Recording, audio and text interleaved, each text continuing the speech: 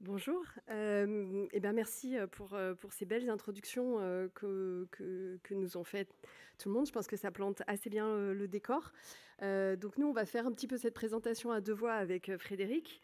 Moi, je vais plutôt vous présenter les aspects quantitatifs, l'aspect plutôt santé publique et données de la littérature. Et puis, Frédéric va vous parler des aspects socio-anthropologiques de la question. Et moi, dans ce qui concerne ma présentation, je vais plutôt commencer et terminer. Sur la partie internationale, j'ai choisi une méthodologie assez simple. J'ai récupéré toutes les revues de la littérature et méta-analyse. On commence à en être maintenant à un point où il y a beaucoup de littérature. Et donc, je me suis appuyée sur ces compilations d'articles qui sont le plus haut niveau de preuve. Donc, j'ai vraiment sélectionné que du niveau de preuve très élevé. Et puis, pour la partie française, évidemment, on est au début des données françaises. Donc, pour le coup, je vous présenterai les données de l'essai randomisé français.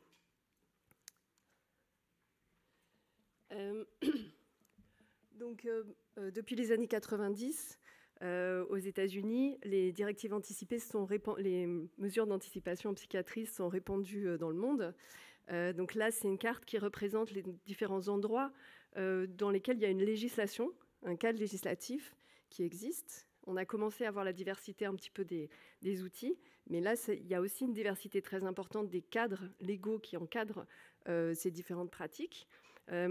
Sachant, donc cette diversité, elle est très importante. Pour les États-Unis, il n'y a qu'une seule petite pastille, mais même à l'intérieur des États-Unis, il y a à peu près autant de législation que d'États. Et au Royaume-Uni, la législation sur le Pays de Galles n'est pas la même que celle sur l'Écosse. Donc on remarquera qu'en France, il n'y a pas encore de loi. Donc je pense qu'on est là aussi vraiment pour poser cette question de pourquoi il n'y a pas encore de loi en France, sachant évidemment que ce n'est pas parce qu'il y a une loi qu'il y a une mise en pratique, mais je crois aujourd'hui qu'on en est là. Donc effectivement, il y a une différence entre les lois et les pratiques. Et la première revue de la littérature que j'ai sélectionnée, c'est une des premières revues de la littérature qui a été faite sur le sujet. Elsa nous l'a rappelé, donc c'est une revue de 2008. Et cette revue de Claire Anderson, elle nous présente un petit peu la diversité des outils. Qu'est-ce que c'est tous ces outils qu'on met ensemble ? Ils ont des objectifs différents. Parfois, ils impliquent les équipes. Parfois, ils ne les impliquent pas. Parfois, ils sont opposables. Parfois, ils ne le sont pas. Parfois, il y a toute une typologie qui est difficile à faire. Et finalement, Claire Anderson, elle nous dit, est-ce qu'il n'y aurait pas une continuité, finalement, une tension ? Donc, d'une part, certains outils qui ne seraient que des directives anticipées pures, qui seraient vraiment axés dans le droit et qui ne seraient que des traitements de préférence, par exemple les directives d'Ulysse. Et puis de l'autre côté, plutôt des plans de crise et des plans de rétablissement. Et on pourrait imaginer des formes pures de chacun de ces dispositifs, des directives sans plan de rétablissement et des plans de rétablissement sans directive anticipée. Mais finalement, tout ça, ça coexiste et il y a une certaine cohérence à l'intérieur de ça.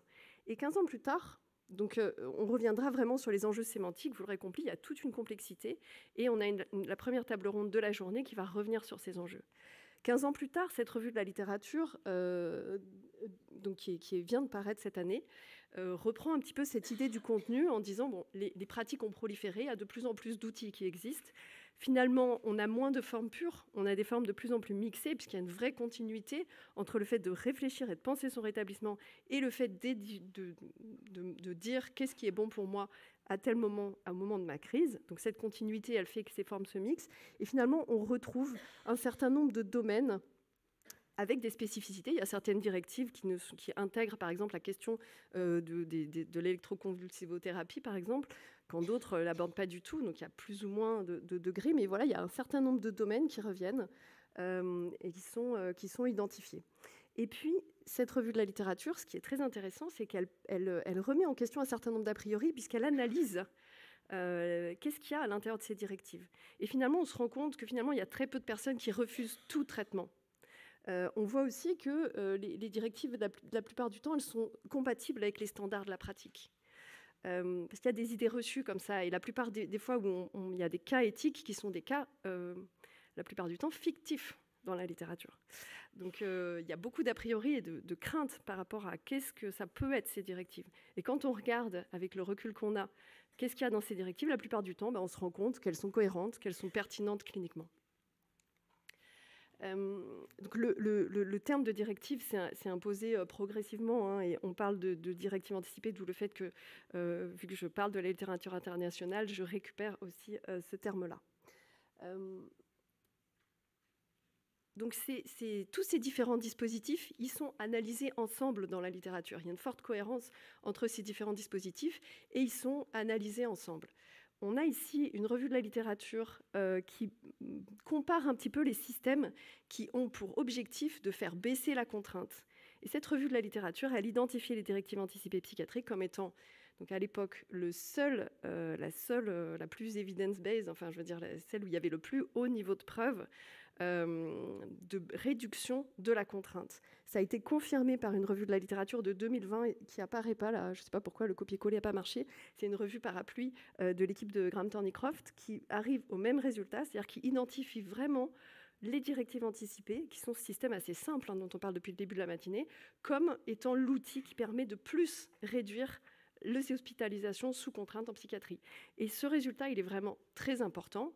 On en a déjà parlé, les hospitalisations en psychiatrie, on a une marge de progression très importante en France. On est vraiment dans le quart supérieur des pays qui hospitalisent le plus sous contrainte. Et en plus, ça a des impacts extrêmement délétères sur les personnes. Donc, toute l'importance du sujet, elle est aussi sur cette efficacité de ces mesures sur l'hospitalisation en psychiatrie. Quand on se centre, donc avec une méta-analyse de Molyneux en 2019, et qui a estimé que tous ces différents types de directives permettaient une réduction de 25% des hospitalisations sous contrainte. Et cette revue de la littérature et méta-analyse, elle permet de mettre en évidence aussi que les mesures qui marchent le mieux, c'est celles qui sont le plus intensives, celles où il y a le plus d'implication, celles où il y a de la facilitation, c'est-à-dire où il y a un tiers extérieur qui va venir vous aider à remplir ces directives. Ce qui est très bien montré dans cet article. Une dernière revue de la littérature qui est aussi sortie en 2022 fait un petit peu le point de vue sur le point de vue des personnes concernées, montre qu'il y a un intérêt qui est très fort. Je crois qu'on l'a déjà vu avec les différentes interventions des personnes concernées. Il y a un intérêt qui est très fort des familles. Il y a aussi une très forte satisfaction. Il n'y a pas de revue de la littérature là-dessus parce que c'est plus difficile de mettre en évidence, mais les usagers mettent en évidence le contrôle, la reprise de pouvoir d'agir, et puis la meilleure communication avec la famille, meilleure communication avec les soignants, un plus grand respect. Il y a tout un tas d'indicateurs positifs qui sont relevés par les personnes concernées, après avoir rempli leurs directives. Il faut voir que les usagers ont vraiment une préférence pour des directives qui soient contraignantes, c'est-à-dire qui s'opposent, dont l'équipe médicale doit se conformer à ces directives. Même si finalement dans le monde c'est assez peu répandu et que même dans les pays pour lesquels les directives sont contraignantes, comme pour la fin de vie, il y a toujours des possibilités de faire des dérogations. Ça montre vraiment en quoi ces directives elles permettent d'impliquer l'entourage de manière positive dans les soins de la personne. Donc malgré le fait que ces directives sont éthiques, qu'elles sont plébiscitées par les usagers, qu'elles sont efficaces, elles sont pour autant assez peu répandues. Et c'est l'objet de plusieurs analyses de la littérature. Et c'est aussi pour moi l'occasion donc de laisser la parole à Fred. Donc là, c'est une des revues de la littérature qui aborde ce sujet, mais dans la revue de la littérature de Brown en 2022, c'est aussi des choses qui sont abordées. Donc on va voir ce sujet un petit peu plus en profondeur, puisque vu qu'on parle de diffusion des pratiques, c'est important de comprendre ce point-là.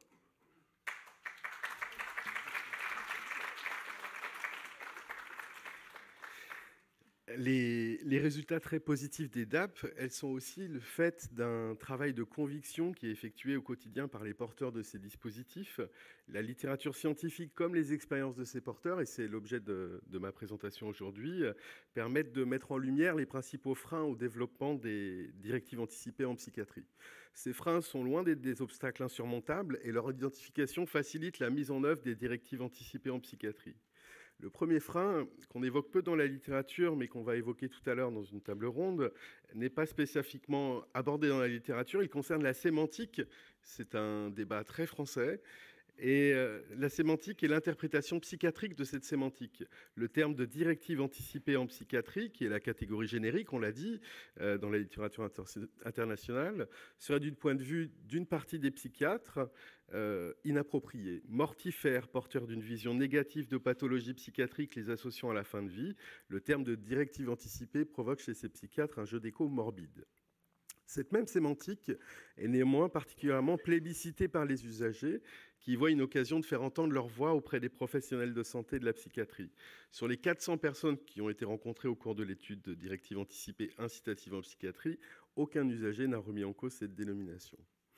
L'interprétation analytique peut même conduire à des quiproquos.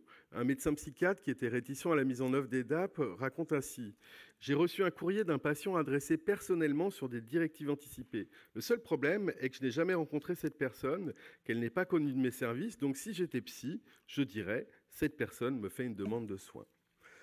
La rédaction des DAP peut être interprétée comme une demande de soins adressée aux médecins psychiatres. Je vous rassure, cette interprétation, elle n'est pas majoritaire, mais elle a émergé et il me semble important de le signifier pour rappeler le contexte dans lequel se déploient les directives anticipées en psychiatrie aujourd'hui.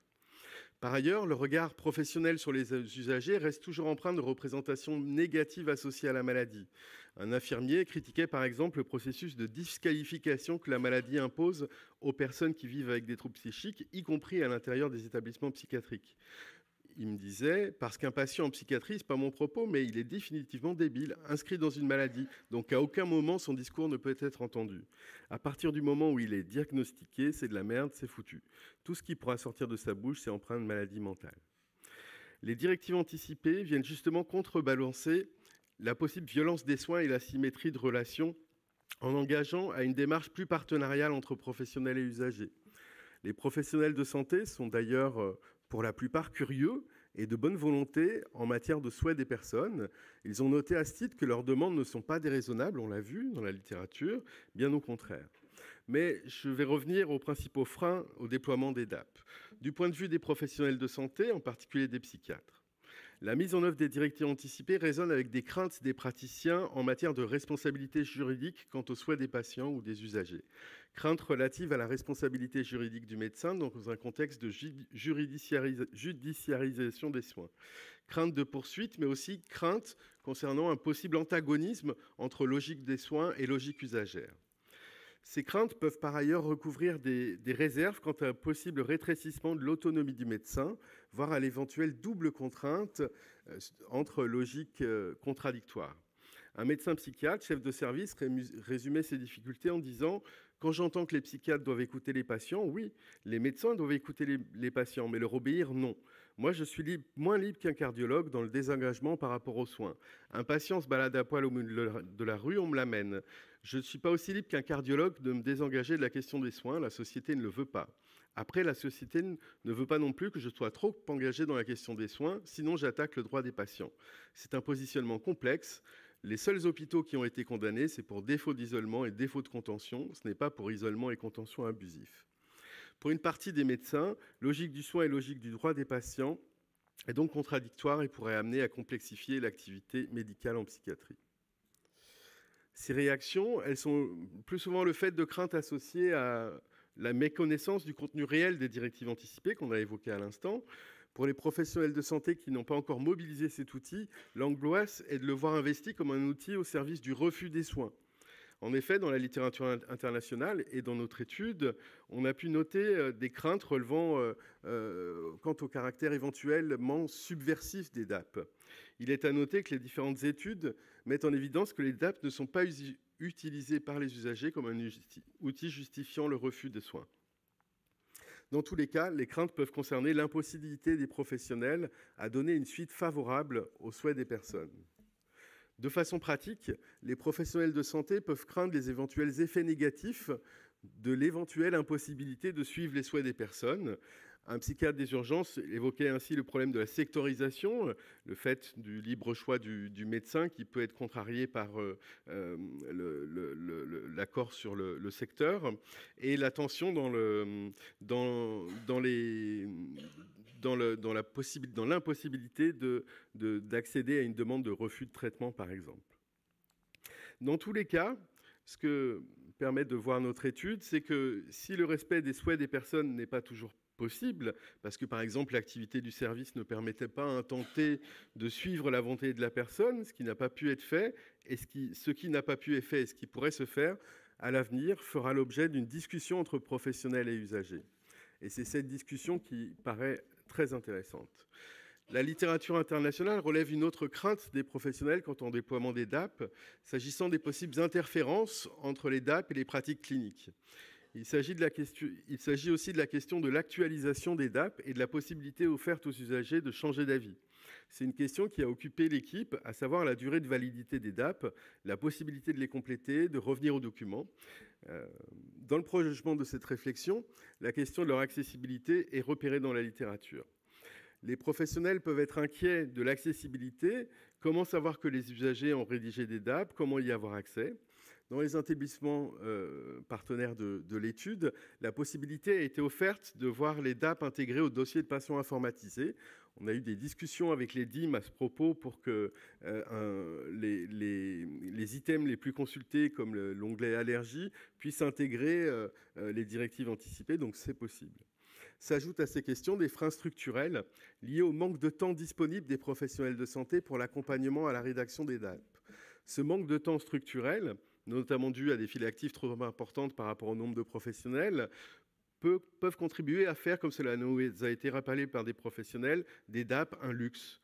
Ce manque de temps structurel encourage donc à penser des alternatives aux soignants pour l'accompagnement à la rédaction des DAP et à bien penser l'accessibilité des DAP pour favoriser leur mise en œuvre. C'est un des apports de l'étude des AIP qui, en prenant acte de ce manque de temps, a proposé l'alternative de l'accompagnement par les pairs et l'inscription dans le dossier de patient informatisé. Le processus de rédaction des DAP est en outre un acte intime et qui doit être respecté comme tel. L'accompagnement à la rédaction suppose la mise en récit du trouble, de l'expérience de la maladie et de ses traitements. Et il s'agit donc de ne pas s'inscrire dans des rapports de pouvoir. La place du père aidant est tout indiquée à cet endroit-là. Par l'accompagnement à la rédaction en dehors de relations souvent asymétriques entre soignants et usagers, les personnes qu'on a rencontrées ont été en mesure de construire un récit authentique qu'ils peinent à avoir avec les professionnels de santé, voire parfois avec leurs familles et leurs proches. Nombre de personnes ont d'ailleurs confié aux pères aidants ou aux chercheurs que leur récit de l'hôpital et de leurs troubles était inédit et qu'ils n'avaient, avec leur entourage ou avec un professionnel de santé, jamais eu la possibilité de s'exprimer avec autant de liberté.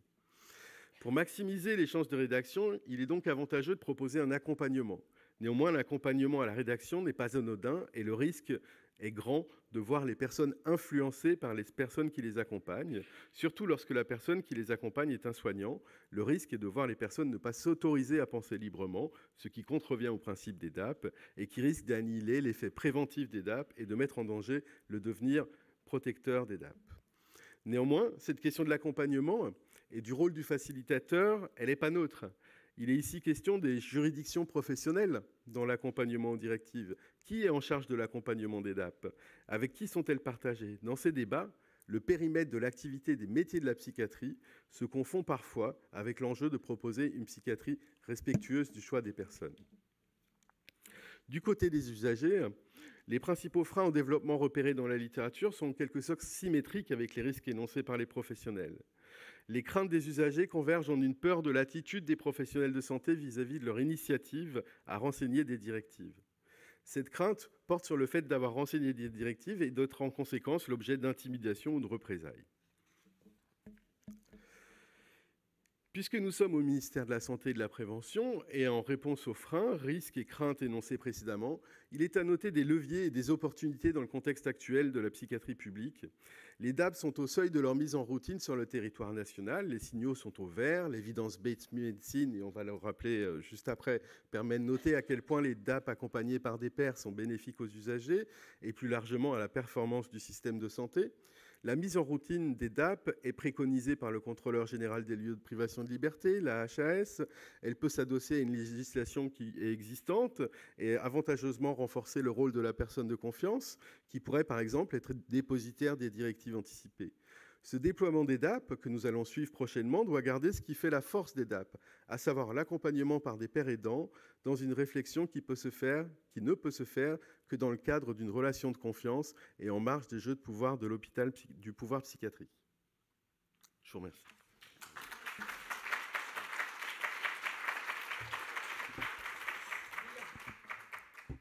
Merci Fred. Donc, tu as déjà commencé à parler de la suite, c'est-à-dire des données françaises, en les mélangeant comme ça avec l'étude française sur laquelle on a déjà des données, donc, sur laquelle tu as travaillé pendant 2 ans, et puis les données internationales. Donc, je vais revenir un petit peu sur la situation française du côté de la littérature scientifique. Avec, Elsa en a parlé en introduction, sa revue de la littérature qui a aujourd'hui donc 10 ans. Et depuis cette revue de la littérature, il y a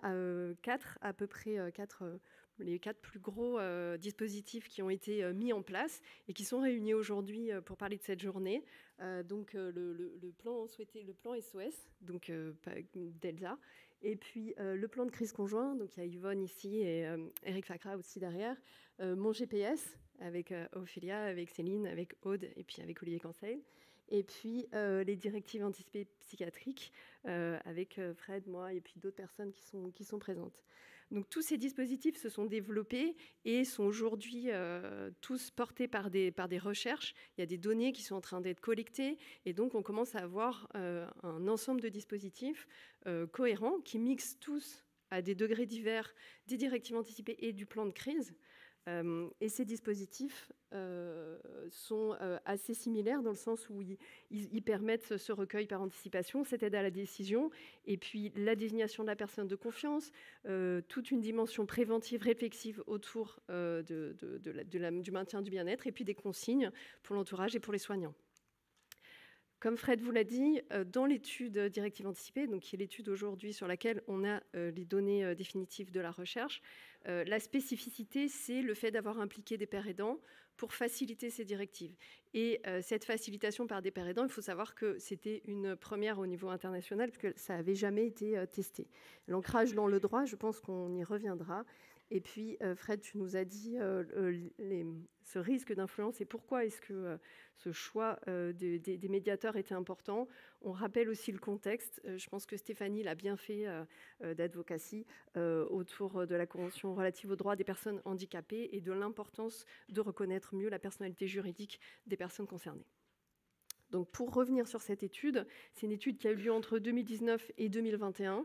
Elle a impliqué 3 équipes de recherche, mais 7 hôpitaux psychiatriques. Et ce qui est, je trouve, assez important dans cette étude de comprendre, c'est que les 40 psychiatres qui ont participé à cette étude viennent de tous horizons différents.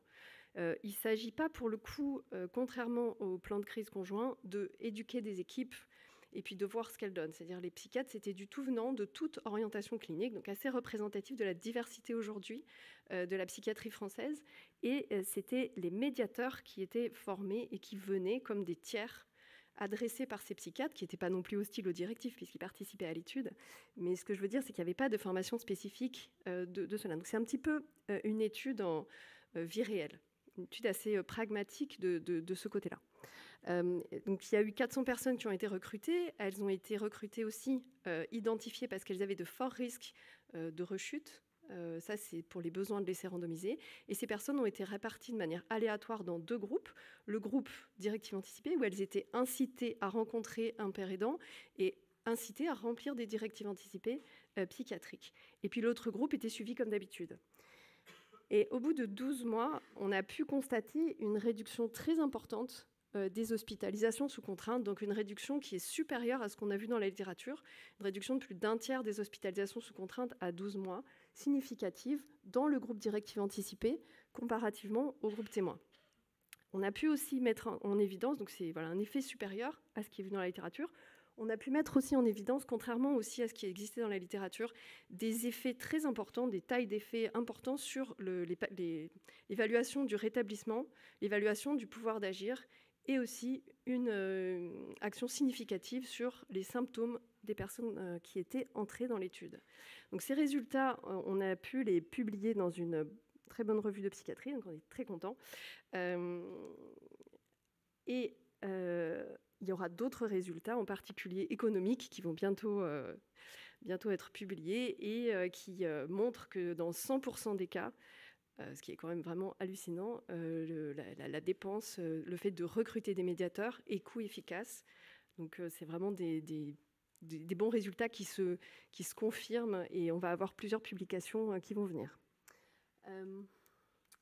Pour vous expliquer un petit peu, je ne sais pas si on rentre dans cette complexité-là, mais il ne suffit pas de proposer des directives pour qu'elles soient complétées. C'est un peu le problème aux États-Unis. Aux États-Unis, les directives, elles existent dans la loi, mais pour autant, les gens ne les passent pas.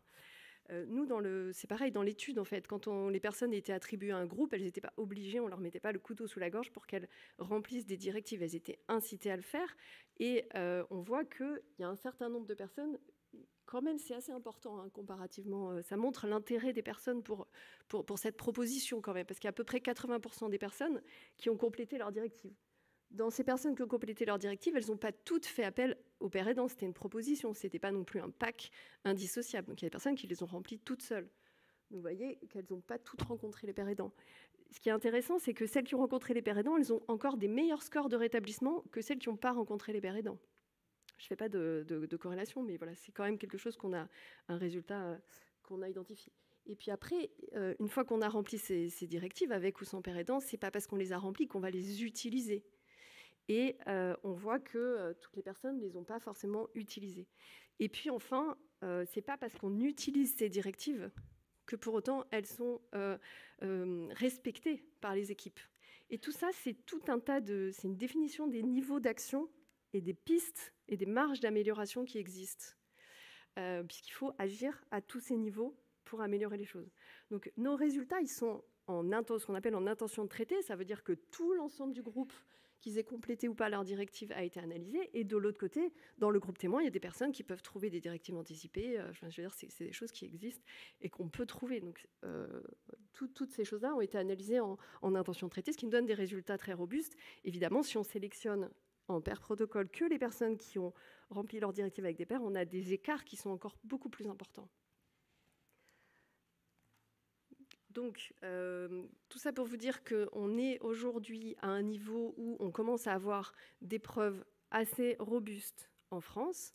On est aujourd'hui tous réunis pour commencer à penser, enfin les 4 dispositifs dont je vous ai parlé sont mis ensemble, comme le disait aussi Elsa, pour organiser cette journée, pour commencer à parler de diffusion. On pense qu'il y a un niveau de maturité scientifique qui est largement suffisant pour commencer à parler de diffusion et à rentrer dans le vif du sujet. On s'est dit que tous nos dispositifs ont peut-être des complémentarités, peut-être c'est plus intéressant de proposer plusieurs types de dispositifs que de réduire tout et de faire un seul choix.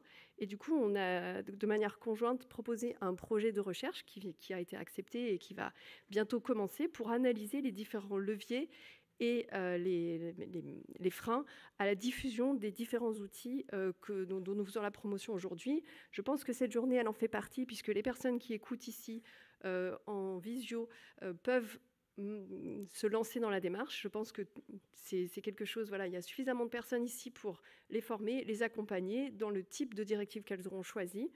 Donc ça, c'est un premier pas de la diffusion. Dans les autres étapes de la diffusion, évidemment, la loi. Je pense que c'est quelque chose, le fait de parler de manière large de ces sujets, de l'autodétermination, ça fait vraiment partie des prochaines étapes. Et ce projet de recherche nous permettra d'en être là aujourd'hui. C'est vraiment cette étape politique publique. Et voilà, je vous remercie beaucoup et à bientôt pour les prochaines étapes.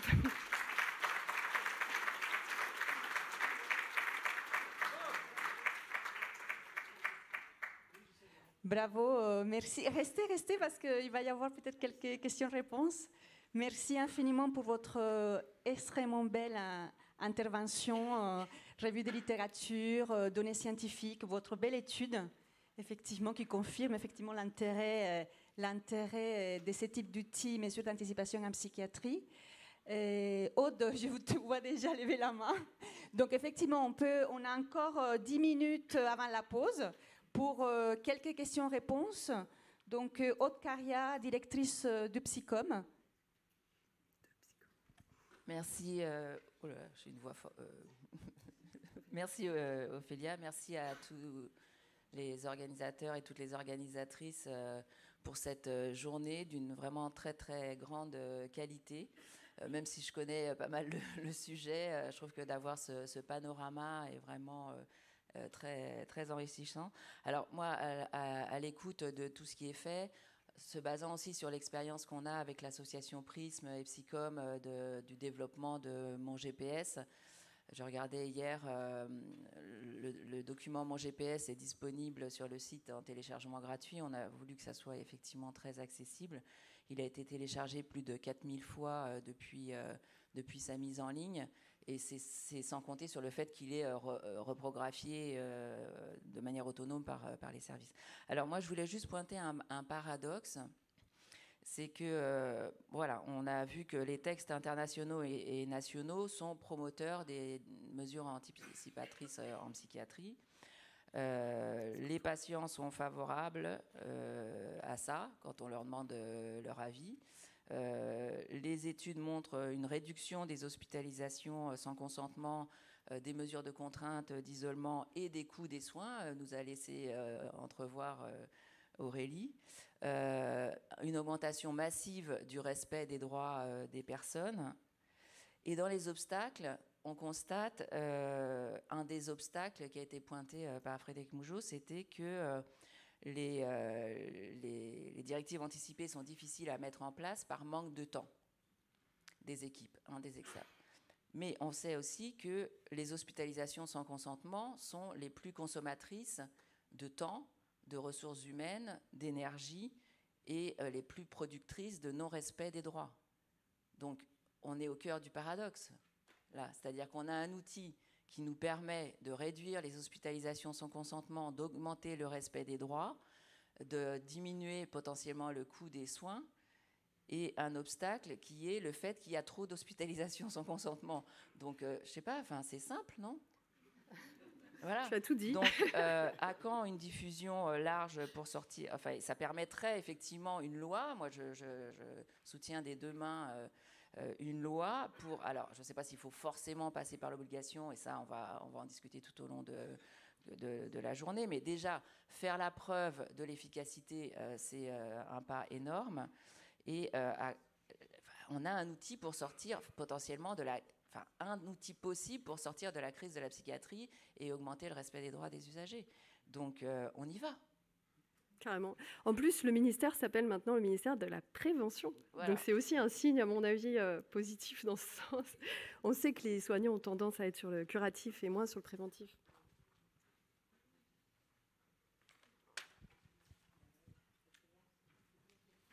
Alors, une autre question, oui.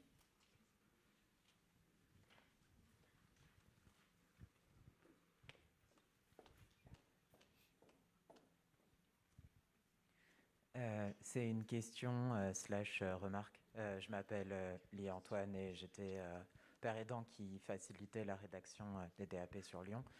Et en fait, il y a ce truc de opposer. Est-ce qu'on oppose finalement les autres plans de rétablissement, etc., directives ? Et il y a un début de non, et c'est un peu l'idée que ce soit complémentaire, mais s'il y a du plan de rétablissement à l'intérieur, du plan de crise à l'intérieur des plans de rétablissement, ça donne quoi finalement ? Ça, c'est vraiment l'enjeu de la table ronde. Je pense que dans la table ronde, on va rentrer là-dedans, dans toutes ces différences, complémentarités, finalement, qu'est-ce que ça cache ? Et là, je crois que c'est vraiment... garde ta question pour après la table ronde. J'espère que tu auras beaucoup d'infos. Une dernière question de la salle. Merci. Claudine Carinti, UNAFAM. Donc, moi, je voudrais redire à quel point il est important qu'il y ait une diversité des plans. Et quand vous avez signalé qu'il y en avait plusieurs qui existent, je pense que ce que j'entends du côté des personnes concernées, c'est que, justement, il puisse y avoir des nuances, ils puissent les mettre, et que, quand on regarde tous les plans, il y a des nuances dans ces plans. Ils ne sont pas les mêmes, même s'ils ont des éléments communs. Et garder cette diversité, y compris la possibilité de pouvoir faire un plan préparé sans que ce soit reconnu sur un site de notre ami Google, je pense que ça doit rester et c'est la liberté des gens. Et je pense qu'il faut vraiment que vous, dans les tables rondes, on puisse travailler ça pour qu'il y ait une vraie liberté des personnes. Oui, merci beaucoup. Je crois que c'est vraiment notre volonté, c'est de pouvoir faire valoir. Il n'y a pas un seul modèle qui conviendra à tout le monde. Et peut-être que dans certains pays qui ont été trop directifs dans leur législation sur un type, pour privilégier un type par rapport à un autre, c'est peut-être pour ça aussi que le taux de pénétration ou l'accessibilité des directives n'est pas si importante. Donc oui, je crois que c'est vraiment important de continuer avec cette diversité. De toute façon, enfin voilà, on a vu, il y a un outil qui est en ligne. Enfin, et de toute façon, enfin, là, tous les hôpitaux ne vont pas recruter des pères aidants. Enfin, il va y avoir tout un tas d'enjeux très concrets auxquels cette diversité peut répondre pour que toutes les personnes y aient accès. Donc oui, oui, tout à fait, c'est vraiment ce qui nous anime aujourd'hui. Donc, merci. Donc moi, là, je suis le chat en direct. Donc on a beaucoup de réactions actuellement à votre présentation. D'abord une observation. Il y a Françoise qui explique travailler dans une pension de famille. Et voilà, c'est plus une remarque de dire que c'est important aussi d'intégrer toutes ces personnes-là qui sont à l'extérieur aussi au parcours de soins de la personne et de penser à les intégrer aussi dans cette idée de la diffusion des directives anticipées psychiatriques avec l'accord des personnes concernées, bien sûr. Il y a une revue de la littérature sur le travail social. Il y a une revue de la littérature, justement, donc je n'ai pas parlé parce qu'elle était trop spécifique, il y a déjà beaucoup de matière, mais sur le travail social et directives anticipées qui reprend exactement ces enjeux. Et c'est vrai que dans notre modèle, on avait intégré aussi tout ce qui est le code d'action sociale et des familles spécifiques pour l'hébergement. C'est des questions qui sont très importantes. Et une autre question sur la façon dont vous évaluez le rétablissement, parce que vous avez parlé de score pendant la présentation, et il y avait une question autour de ça. Alors, l'évaluation du rétablissement, donc, après, chaque rétablissement est personnel. C'est des outils qui, si vous les remplissez vous-même, ça ne va pas vous dire grand-chose sur où vous en êtes du rétablissement. Enfin, ces outils-là, ils ont surtout un intérêt dans la recherche. Il y a des échelles qui sont validées. Nous, on a utilisé la RAS, la Recovery Assessment Scale. C'est un outil avec 20 différentes questions.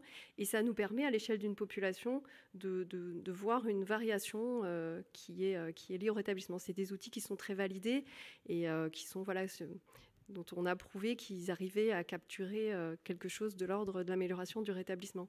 On a utilisé que des outils qui sont validés, des échelles, c'est des thermomètres, quoi. Qui sont assez bien gradués, tout ça. Il y a eu toute une enquête là-dessus. Mais après, si la personne, elle veut savoir où elle en est de son rétablissement, je pense que c'est assez décevant de le faire passer. Mais c'est des choses qu'on peut trouver en ligne assez facilement.